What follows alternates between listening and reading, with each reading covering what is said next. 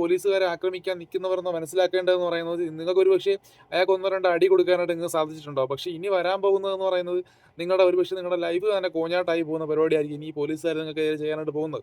ശരിക്കും നമുക്കൊന്നും പോലീസുകാരെ ഒന്നും ചെയ്യാനായിട്ടൊന്നും പറ്റില്ലടാ. നിയമപരമായിട്ടും പറ്റില്ല, കായികമായിട്ടും പറ്റില്ല, ഒന്നും നമുക്ക് പറ്റില്ല.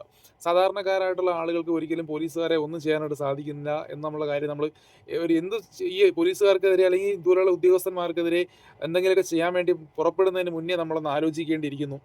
ഏഹ്. കാരണം നമ്മളെപ്പോലൊരു സാധാരണക്കാരന് ഒരിക്കലും ഒരു പോലീസുകാരനെയോ അല്ലെങ്കിൽ സർക്കാർ ഉദ്യോഗസ്ഥരെയൊക്കെ കൈകാര്യം ചെയ്തു കഴിഞ്ഞാൽ പിന്നീട് സംഭവിക്കാൻ പോകുന്നതെന്ന് പറയുന്നത് നമുക്ക് നമ്മുടെ ലൈഫ് തന്നെ അങ്ങ് പോയി കിട്ടും. ഒരുപക്ഷേ ആ പോലീസുകാരന് നിങ്ങളിൽ നിന്ന് ഒരു അടി കിട്ടി കാണും. പക്ഷേ ഇനി അതിനുശേഷം സംഭവിക്കാൻ വേണ്ടി പോകുന്നത് മൊത്തം ഇനി നിങ്ങൾക്കായിരിക്കും. നിങ്ങളുടെ ലൈഫ് തന്നെ കോഞ്ഞാട്ടായി പോകും കേട്ടോ. പിന്നെ അത്രയും ഹോൾഡും കാര്യങ്ങളൊക്കെ ഉണ്ടെങ്കിൽ നിങ്ങൾക്ക് പുല്ല് പോലെ ഇറങ്ങി പോകാം. അതാണ് നമ്മുടെ വർത്തമാനകാല കേരളത്തിൽ കണ്ടുകൊണ്ടിരിക്കുന്ന കാഴ്ച അങ്ങനെയാണ്. ഈ തല്ലിയ യുവാക്കളെന്ന് പറയുന്ന എസ്എഫ്ഐക്കാരോ ഡിവൈഎഫ്ഐക്കാരോ എന്തോ കണ്ടാണ്.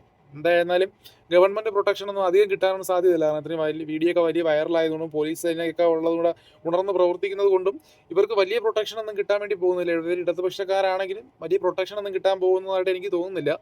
എന്തായിരുന്നാലും ഇങ്ങനെയുള്ള കാര്യങ്ങളൊക്കെ ഇറങ്ങി പുറപ്പെടുന്നതിന് മുന്നേ ഒന്ന് ആലോചിക്കുക. നിയമപരമായിട്ട് തന്നെ അയാൾക്കെതിരെ നിയമപരമായിട്ട് മുന്നോട്ട് പോകാനായിട്ട് സാധിക്കും. നിങ്ങളുടെ പാർട്ടിയാണ് കേരളം ഭരിക്കുന്നത്. ആഭ്യന്തരമന്ത്രി നിങ്ങളുടെ പാർട്ടിക്കാരാണ്. അപ്പോൾ അതുകൊണ്ട് നിയമപരമായിട്ട് നിങ്ങൾക്ക് വേണമെങ്കിൽ പോലീസുകാരനെതിരെ മുന്നോട്ട് പോകാമായിരുന്നു.